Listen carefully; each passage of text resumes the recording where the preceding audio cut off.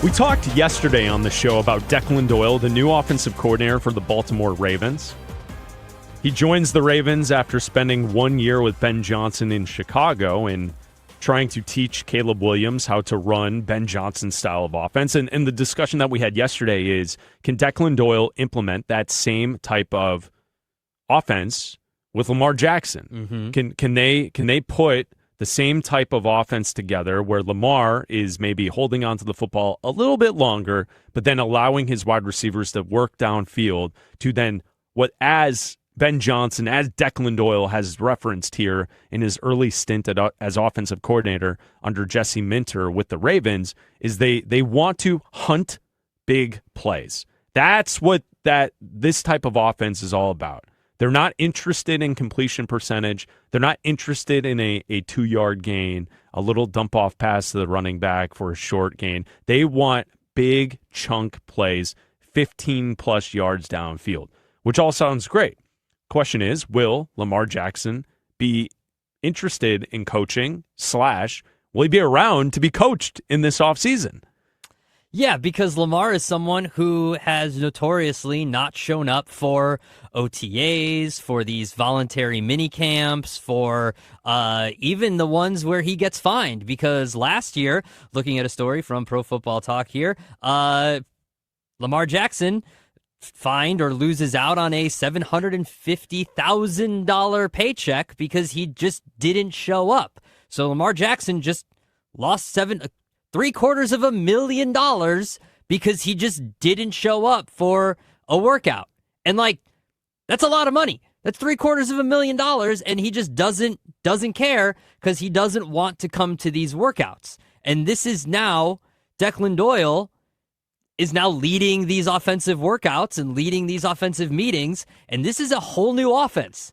This is a whole new offense that is going to be built around Lamar Jackson and trying to get the most out of Lamar Jackson, one of the most dynamic players in the NFL, 2-time MVP. Yeah, I put it in one of my sports minutes today that the stat is this. Lamar Jackson last offseason, he missed 8 of 9 practices in the spring, and which led to the fines that Abdalla is referencing to. So yesterday, Declan Doyle was introduced to the Baltimore media as the new offensive coordinator for the Baltimore Ravens. This is what Declan Doyle had to say about the offseason program and the expected attendance from the players. We would expect them to be here, and certainly it is voluntary.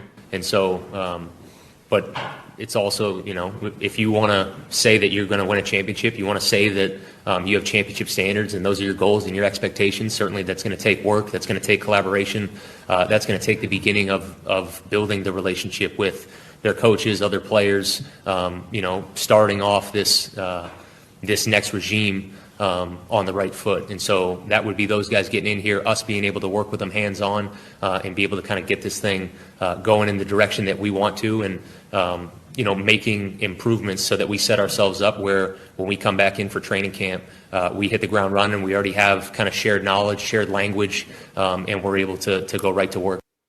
So that's Declan Doyle yesterday speaking to the Baltimore media, the first time he was introduced as the new offensive coordinator. And Declan Doyle is the offensive mind with a defensive-minded head coach. So it really all goes back to Jesse Minter. Can Minter form a relationship with Lamar Jackson to get Lamar Jackson to buy in? Clearly, the way that Doyle and Minter are going to handle this is that, yes, right, we can say, is it mandatory to be there for all of these participation events? No, it's voluntary. It's the offseason program, right? Yeah. So that's one side of it. It's voluntary.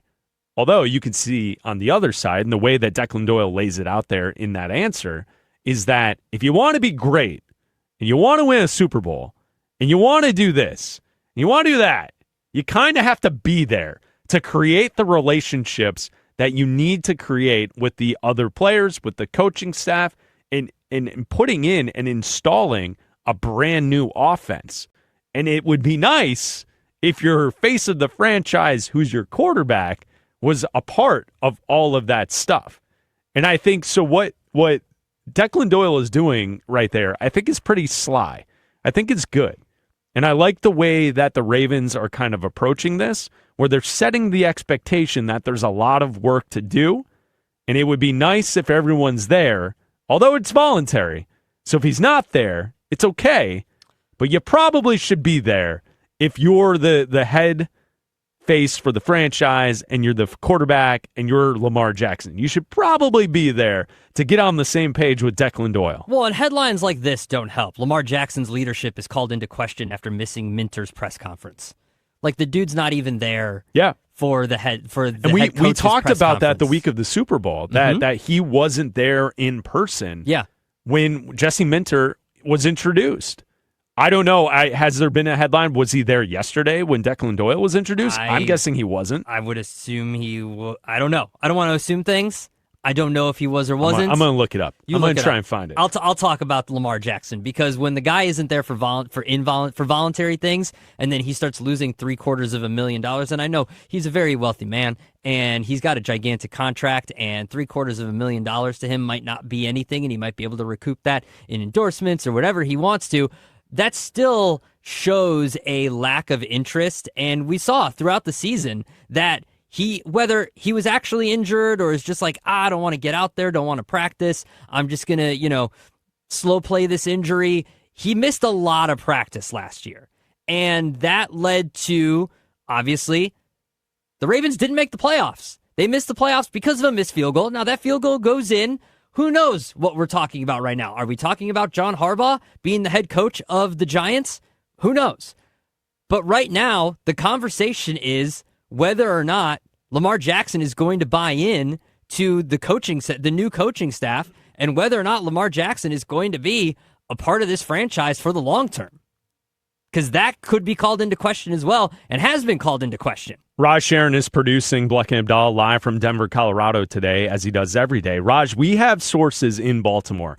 Can you reach out to some of our great sources in Baltimore and just ask if Lamar Jackson was there for the press conference yesterday? I'm not seeing anything online suggesting that he was. I just want to make sure before we say that he's not, that we have inside information. Can you reach out to someone for that?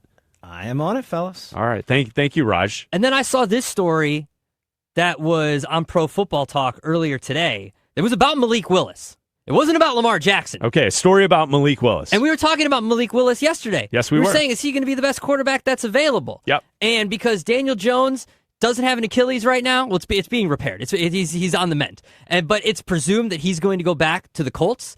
And Aaron Rodgers is a free agent, but it's presumed that he's going to go back to the Steelers if he does decide to play once he comes out of his ayahuasca darkness retreat. His hole? His hole? His Yeah, cave? I preferred to call it the darkness retreat. The what cave? it is, yes. The hut? You call it the ayahuasca hut? The groundhog hole, because we're still in the month of February. Well, I just like the image of Mike McCarthy sticking his hand into a dark cave and then pulling out Aaron Rodgers by the scruff of his neck.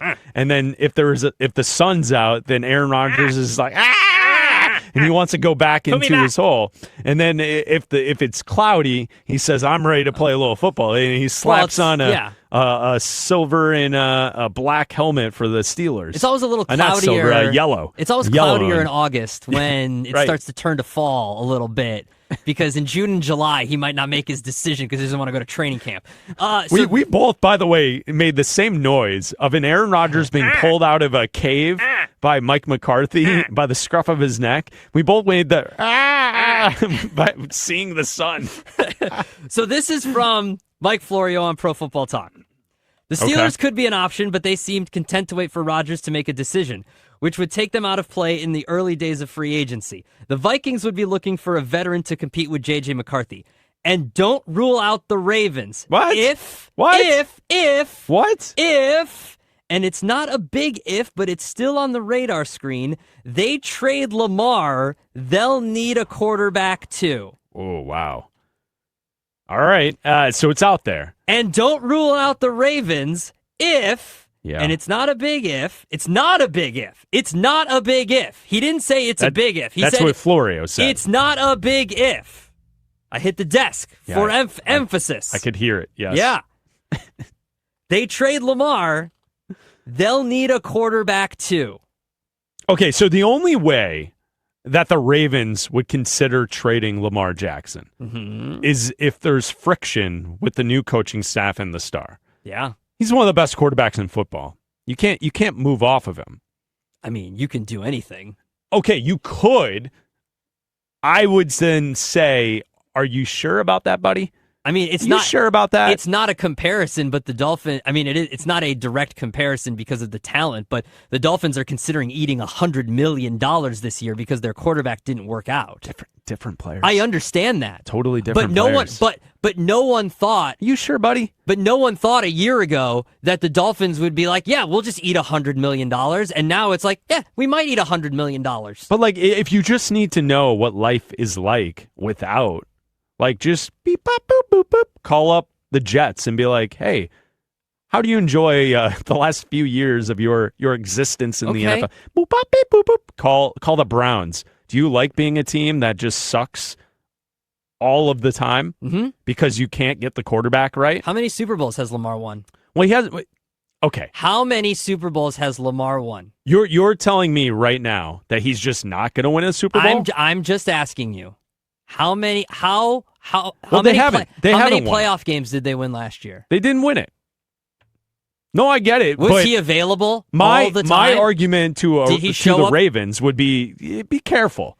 Be careful with this. Don't turn this in. Like, I know that they want him to come correct and to show up and to be the leader that he should be as a quarterback for a franchise.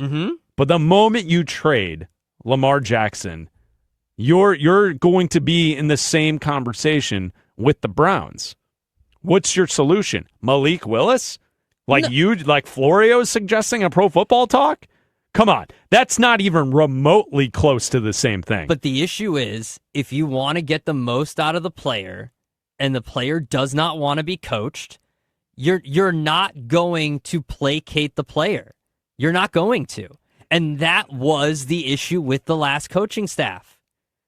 The last issue was with the coaching staff is they did too much for him. And now they don't want to. This new coach, Jesse Minter, might come in and say, if you don't want to show up, okay, pay your fines. We're not going to give you the $750,000. If it's going to cost you $1.5 million, it's going to cost. We just don't pay out the contract, sure. I'm sure the GM and the Ravens owners would love that, to not have to pay out some money. But it's going to cost you wins because it's a new system. And guess what? If they only put up 14 points in the first couple games, guess who it's going to look bad on? Lamar Jackson and Declan Doyle. Oh, no doubt. There's no doubt that that's the case. But that's why, like, I think you got to trust the new coaching staff. And I think you need to be there for the offseason program and to try and to improve this. But if he doesn't, you just said it. You have to trust the new coaching staff.